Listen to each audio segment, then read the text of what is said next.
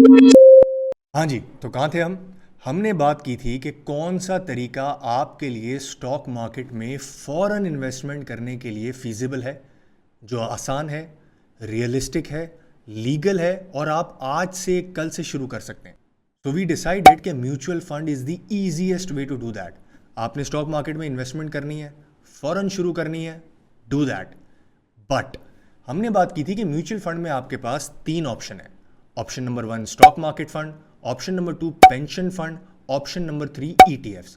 आज हम बात करेंगे टेक्निकलिटीज की कि आपने अगर किसी भी म्यूचुअल फंड को सेलेक्ट करना है तो क्या प्रायोरिटीज हैं। मैंने ही अपनी वीडियोस के अंदर आपको बताया है कि ये 5 चीज़ों का ख्याल रखना है, बट क्योंकि ये वीडियो हम वेल्थ मैनेजमेंट एंगल से बना रहे हैं तो उन 5 में से हम 2 चीज़ों पे बात करेंगे, क्योंकि बाकी की 3 चीज़ें is not that important. Let's start with the stock market fund. Stock market fund में आपने 2 ही चीज़ों पे नज़र रखनी है, एक उसकी परफॉर्मेंस और एक उसकी फ़ी। इन 2 चीज़ों के अलावा कोई चीज़ इंपॉर्टेंट नहीं है। फ़ी भी उस हद तक इंपॉर्टेंट है जब तक वो एग्जॉर्बिडेंट ना हो। और जो मैंने रिसर्च की है, जो मैंने टेबल्स देखे हैं, किसी भी म्यूचुअल फंड की फ़ी कोई एग्जॉर्बिडेंट नहीं है। एग्जॉर्बिडेंट का मतलब क्या है कि बाकी सारे म्यूचुअल फंड का expense ratio which is a fee, remember this, जहाँ पे भी आप एक्सपेंस रेशियो पढ़ेंगे that is a fee. Expense ratio अगर किसी का 10% है वर्सेस इंडस्ट्री का 3%, दैट इज़ एग्जॉर्बिटेंट। बट जितनी मैंने रिसर्च की है, सारे म्यूचुअल फंड का expense ratio around same level पे होता है, 3.5-4.5% के बीच में। इसका मतलब क्या है? इसका मतलब है कि आपने 100 रुपये उनको दिए, 4 रुपये उनकी फ़ीस है। आपने 1000 रुपये दिए, 40 रुपये उनकी फ़ीस है, and so on and so fourth. 4% of that amount of your net asset value ये फीस चार्ज करेंगे। उसके अलावा there is nothing that important in the stock market fund. पता है क्यों? क्योंकि आपको नहीं पता है कि स्टॉक मार्केट फंड आज की एलोकेशन के हिसाब से कितना चेंज कर देंगे। फॉर एग्जाम्पल, आज है उनके पास 10% ओजीडीसी, हो सकता है कि 2 महीने के बाद वो ओजीडीसी को 0 कर दें और मारी को 10% कर लें। So there is no way of exactly knowing कि एक म्यूचुअल फंड आपके पैसे को फ्यूचर में कैसे मैनेज करेगा। What we have so far is expense ratios which is a fee, and number 2 performances. अब ये चार्ट अपनी स्क्रीन पे देखें आप। मैंने आपको लास्ट वीडियो में कहा था ना कि इन फंड मैनेजर्स के रिटर्न मार्केट के रिटर्न के आसपास ही होते हैं, और जब मार्केट नीचे आ रही है which is red line coming down, तो आपके स्टॉक के रिटर्न्स नीचे आ रहे हैं, एग्जैक्टली फॉलो कर रहे हैं। ये रिटर्न है 2013 से लेकर 2022 तक का एवरेज म्यूचुअल फंड का रिटर्न, यानी सबको कंपाइल कर दिया इन्होंने रिटर्न निकालने के लिए। MUFAP is a industry data source, आपको हर चीज मुफाब की वेबसाइट पे मिल सकती है। So what do you see? You see that performance is going up अगर मार्केट ऊपर जाती है तो, परफॉर्मेंस इज कमिंग डाउन अगर मार्केट नीचे आती है तो। एंड ऑनेस्टली इससे ज़्यादा कोई चीज़ इंपॉर्टेंट नहीं है। अगर आप फंड बाय फंड भी देखें तो कुछ फंड आपको नजर आएंगे, जैसे स्क्रीन पे आपको नजर आ रहे होंगे, जो मार्केट से ज़्यादा तेज़ी से ऊपर जाते हैं। For example this golden arrow fund जो एकदम से पीक बनाए, और ऐसे और भी फंड्स आपको नजर आ रहे हैं। रिमेंबर दिस, तेजी की बाजार में हो सकता है कि कुछ फंड्स बहुत तेजी से ऊपर चले जाएं, और मंदी की बाजार में हो सकता है कि उन फंड्स का रिटर्न सबसे ज्यादा बुरा हो। इसे हम कहते हैं रिस्की अप्रोच। यानी कि हो सकता है कि एक फंड ने किसी एक स्टॉक में बहुत ज्यादा पोजीशन ले ली हो, यानी concentration risk. So remember this, अगर एक फंड बहुत तेजी से ऊपर जा रहा है, कोई गारंटी नहीं है कि फ्यूचर में भी ऊपर। So what ever you choosing, choose wisely. और 2 चीजों का ख्याल रखना है। परफॉर्मेंस कैसी है, जो मैंने आपको बता दिया है कि सारे म्यूचुअल फंड की परफॉर्मेंस अप्रॉक्सीमेटली आसपास ही होती है। और दूसरा मैंने आपको यह बता दिया है कि फीस भी तकरीबन सारे म्यूचुअल फंड्स की आसपास ही होती है। तो what stops you from going in the stock market fund is just that you want to do it और not. If you want to do it you can start tomorrow. एक चीज का बस आपने ख्याल रखना है, there should be no entry fees and there should be no exit fees.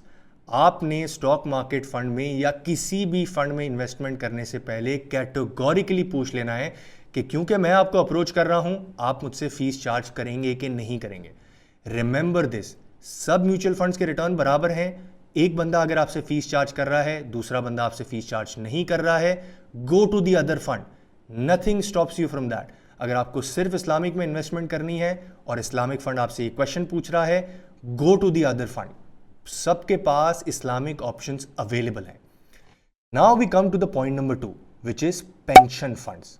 Now look at the screen. ये आपको बॉक्सेस नजर आ रहे हैं, high volatility, medium volatility, low volatility, lower volatility.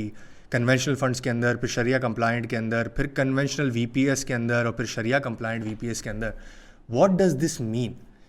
This means कि जब भी आप किसी पेंशन फंड में या रिटायरमेंट फंड में अपनी इन्वेस्टमेंट करने के लिए जाएंगे तो ये सारे ऑप्शंस आपके पास अवेलेबल होंगे। यानी कि आप इक्विटी में ज़्यादा रिस्क लेना चाहते हैं, कम रिस्क लेना चाहते हैं। इसेंशियली जब भी आप वीपीएस के अंदर या रिटायरमेंट फंड में अकाउंट खुलवाएंगे तो एसईसीपी ने कुछ बास्केट्स बनाई हैं। बास्केट्स का मतलब आप बहुत ज़्यादा रिस्क लेना चाहते हैं स्टॉक मार्केट के अंदर, आप बहुत यंग हैं, एज वाइज इन्वेस्टमेंट करना चाहते हैं, तो आप स्टॉक मार्केट में ज़्यादा ले लें और लो वॉलेटिलिटी में कम ले लें। उसके हिसाब से आपको रिटर्न मिलते हैं। यानी कि अगर स्टॉक मार्केट का बहुत अच्छा रिटर्न होगा और आपकी एलोकेशन बहुत ज़्यादा होगी तो आपको बहुत पैसे बनेंगे, और इसी तरह स्टॉक मार्केट का रिटर्न अगर बहुत ख़राब हुआ और आपकी एलोकेशन ज़्यादा होगी तो आपको रिटर्न ख़राब हो जाएगा। बट हम बात क्या कर रहे थे? हम बात ये कर रहे थे कि आप ऑलरेडी डाइवर्सिफाई कर चुके हैं। आप वीपीएस के अंदर डाइवर्सिफिकेशन के लिए नहीं आ रहे। अगर आप वीपीएस में डाइवर्सिफिकेशन के लिए आ रहे हैं तो इनमें से कोई भी बास्केट आप सेलेक्ट कर सकते हैं। ये एसईसीपी की तरफ से बास्केट है। दूसरा ऑप्शन आपके पास ये भी है कि आप एज वाइज अपने फंड मैनेजर से पूछ लें कि भाई मैं 35 साल का हूं, मुझे बताओ मुझे क्या करना चाहिए। तो वो आपसे कुछ 4, 5, 8 सवाल पूछेंगे और आपको आपका रिस्क एपिटाइट बता देंगे। But we are talking about कि आप रिटायरमेंट फंड के थ्रू 100% स्टॉक मार्केट में कैसे इन्वेस्ट कर सकते हैं। तो आप उस फंड मैनेजर को कहेंगे कि आई एम ऑलरेडी डाइवर्सिफाइड, मुझे ये पैसा अपना हाई रिस्क के अंदर रखना है, यानी स्टॉक मार्केट के अंदर रखना है, और आपसे वो एक टिक लगवाएगा आपके बॉक्स के अंदर, आपके फॉर्म के अंदर। जैसे ही वो आपने टिक कर दिया, ये सारी लिमिटेशंस आपकी कैंसिल हो जाएंगी। You can invest 100% of your money into the stock market fund. So what I feel is आपकी डिवर्सिफिकेशन कहीं और भी हो सकती है। हो सकता है आपके पास 10 लाख रुपए, बट आप महीने के 30-40 हज़ार रुपए बचा लेते हैं। उस 10 लाख रुपए को आप किसी मनी मार्केट फंड के अंदर रख दें, हो गई आपकी डाइवर्सिफिकेशन। बट वो जो मंथली पैसा आ रहा है 30-40 हज़ार रुपए का, वो आप वीपीएस में डाल सकते हैं, टैक्स बेनिफिट भी इंजॉय कर सकते हैं। तो द एंगल इज कि you can use the retirement fund to invest into the stock market. बाकी सारी चीजें सेम रहती हैं, फीस, एक्सपेंस रेशियोज, एवरीथिंग। ये रिटायरमेंट फंड करते क्या है? लोगों से पैसे जमा करते हैं और अपने स्टॉक फंड में पैसे लगा देते हैं। यानी कि फॉर एग्जांपल किसी ने कहा है कि मुझे 100% स्टॉक मार्केट में इन्वेस्टमेंट करनी है और आपने अलमीज़ान में अकाउंट खोला है, तो होगा क्या कि आपके सारे पैसों को अपने ही फंड में एलोकेट कर देंगे, जैसे मीज़ान तहफ़्फ़ुज़ फंड, मीज़ान इन्वेस्टमेंट फंड वगैरह वगैरह। ये सारे म्यूचुअल फंड्स इसी तरह करते हैं। तो अगर आपको रिटायरमेंट फंड में इन्वेस्टमेंट करनी है तो आपने सिर्फ ये देखना है कि आपकी एलोकेशन क्या है। That's it.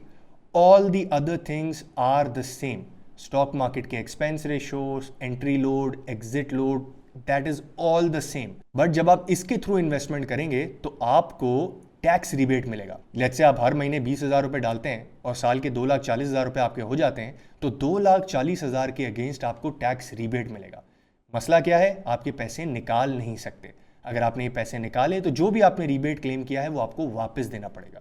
तो अगर आप वो इन्वेस्टर हैं जो कि स्टॉक मार्केट में genuinely for the long term आने के लिए तैयार है, retirement fund, VPS fund is for you.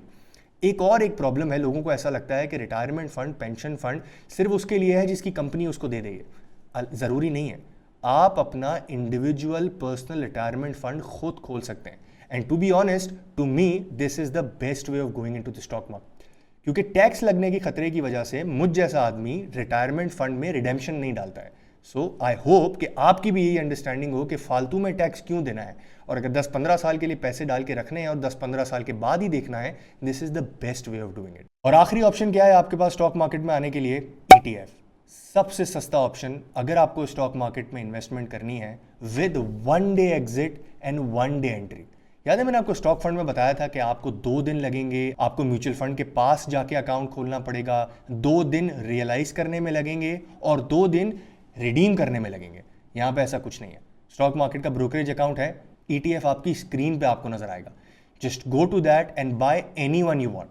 सो अब आपका सवाल आएगा कि भाई कौन सा खरीदें ETF? So once again, fees तो is not a problem, because तकरीबन सबकी 0.5% साल की AUM फीस है। एक्सपेंस रेशो मिला लेंगे तो 1-8% बन जाएगा, 1.5% बन जाएगा, बट दैट्स इट। यानी स्टॉक फंड आपको 4, 4.5, 5% लेता है यही काम करने के लिए। फर्क क्या है? स्टॉक फंड अपनी एलोकेशन कभी भी चेंज कर सकता है। लेट्स से इस बजट के ऊपर अगर लेट्स से सीमेंट के ऊपर कोई बहुत बड़ा टैक्स लग गया होता तो क्या करते म्यूचुअल फंड, स्टॉक फंड? फौरन से अपने सारे के सारे सीमेंट स्टॉक्स भेज देते और कोई और चीज ले लेते। ETFs के अंदर ऐसा नहीं हो सकता। एक बास्केट गिवन है, उसी के अंदर एलोकेशंस चेंज होंगी। लकी सीमेंट बहुत बढ़ गया है तो उसकी एलोकेशन ऑटोमेटिकली बढ़ती चली जाएगी। लकी सीमेंट बहुत घट गया है तो उसकी allocation as of the total fund नीचे आ जाएगी। ये 6 महीने, 3 महीने, 9 महीने, साल के ऊपर पूरी एलोकेशन चेंज होती है, बट सिर्फ परसेंटेजेस चेंज होते हैं, स्टॉक्स नहीं निकलते हैं। तो अब आपने देखना कैसे है, आपके पास दो ऑप्शन है देखने के लिए कि इन ETFs के अंदर एग्जैक्टली है क्या। अल्फला का तो मैंने आपको बता दिया। What you can do is, या तो आप स्टॉक मार्केट पे जाके कोने में जो सर्च बार है वहां पे लिख सकते हैं ETF और आपके पास सारे ऑप्शन आ जाएंगे, या तो आप इनकी इंडिविजुअल वेबसाइट पे जा सकते हैं। आसान तरीका बताऊं, राइट sarmaya.pk इन अ गूगल ब्राउजर और साइड में लिखें ETF। यहां पे आपको बहुत सारे ऑप्शन नजर आ जाएंगे जो ETF लिस्टेड है। आपने किसी भी ETF को सेलेक्ट किया और पेज के नीचे आएंगे तो आपको पूरी एलोकेशन नजर आ जाएगी। जैसे कि ये मीजान की एलोकेशन आप अपनी स्क्रीन पे देख रहे हैं, यही सारे स्टॉक्स हैं जिसमें मीजान का ETF इन्वेस्टेड है और इन्हीं सारे स्टॉक्स में रहने की उसको परमिशन है। अगर इनमें से किसी स्टॉक्स ने डिविडेंड दिए तो वो आपको साल के एंड पे डिस्ट्रीब्यूशन में मिल जाएगा, और अगर किसी ने नहीं दिया सो एज इट इज रहेगा। They will do everything on their own automatically. So let's rewind down जो हमने डिस्कस किया अभी तक। स्टॉक मार्केट में दो ही चीजें देखना जरूरी है, नंबर 1 उसकी परफॉर्मेंस एंड नंबर 2 उसकी फी। परफॉर्मेंस स्टॉक मार्केट के आसपास रहती है except for a few mutual fund जो कि तेजी में बहुत तेज परफॉर्म करते हैं, मंदी में बहुत बुरा परफॉर्म करते हैं।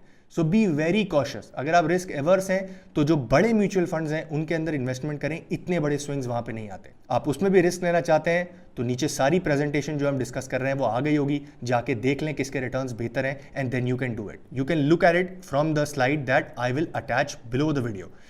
पॉइंट नंबर 2, फी में सिर्फ आपने इतना देखना है कि कोई एग्जॉर्बिटेंट तो नहीं है, किसी की 10% 9% की फीस नहीं है, जो मैं अभी आपको बता रहा हूं नहीं है। बट लेट्स से आपको खुद को चेक करना है तो आपने ये देखना है कि कहीं एग्जॉर्बिटेंट फी तो नहीं है। मेरे हिसाब से नहीं है। आपने देख लिया, उसके बाद फंड को चूज कर लें। Start doing it, you can start doing it from today tomorrow. हो सकता है कि परफॉर्मेंस आपको 1-2 महीने 3 महीने अच्छी ना लगे, you can change it later. But हमारा एंगल क्या था, वेल्थ मैनेजमेंट का एंगल था कि कैसे आप स्टॉक मार्केट में आज कल परसों में इन्वेस्टमेंट शुरू कर सकते हैं। This is how you should do it. दूसरी चीज हमने क्या डिस्कस की, हमने डिस्कस की VPS फंड्स। हमने उसके अंदर 3 चीजें डिस्कस की। नंबर 1, SECP ने कुछ लिमिटेशंस बनाई हुई हैं कि आप अपनी एज के हिसाब से किस फंड में इन्वेस्ट कर सकते हैं। अगर आपको पता है, अगर आप डाइवर्सिफाई ऑलरेडी बाहर कर चुके हैं, जस्ट ओवरराइड इट एंड से कि मुझे स्टॉक मार्केट में इन्वेस्ट करना है। स्टॉक मार्केट में इन्वेस्ट करें, उसका रीबेट क्लेम करें। बाय द वे, आप रीबेट टोटल अमाउंट पे क्लेम कर सकते हैं अगर आप डाइवर्सिफाई अंदर ही कर रहे हैं VPS के। अगर आप बाहर करके आ रहे हैं तो this can be a very good option to do SIP। हर महीने के हिसाब से SIP करें। साल के एंड पे अगर आप सैलरीड एम्प्लॉयड हैं या आपकी सैलरी पे से टैक्स कटता है या आप बिजनेस ओनर हैं आपका टैक्स कटता है, take the claim back. Tax भी बचाएं, इन्वेस्टमेंट भी करें। अच्छी बात क्या है, आपके लिए शायद ये बुरी बात हो, मेरे लिए बहुत अच्छी बात है कि आप लॉक हो जाएंगे 20-25 सालों के लिए। आप पैसे बाहर निकाल तो सकते हैं लेकिन टैक्स देना पड़ेगा आपको। मुझ जैसा आदमी टैक्स से बचने के लिए पैसे नहीं निकालता। So this can be a very good locked opportunity for you that you want to start today tomorrow for an SIP। 15,000 20,000 you can do that. Let's say आप 10 लाख रुपए भी इन्वेस्टमेंट करना चाहते हैं, आप कर सकते हैं, आपकी मर्जी। No mutual fund stops you from that. But remember, एक साथ अगर आपने बड़ा पैसा डाल दिया तो निकालते वक्त आपको टैक्स लगेगा। Point number 3 which is ETF, this is cheapest of all. सबसे कम फी, कोई एंट्री लोड नहीं, कोई एग्जिट लोड नहीं, एक दिन में एंट्री, एक दिन में exit, that's it, straight to the point. फर्क क्या है स्टॉक फंड में और इसके अंदर?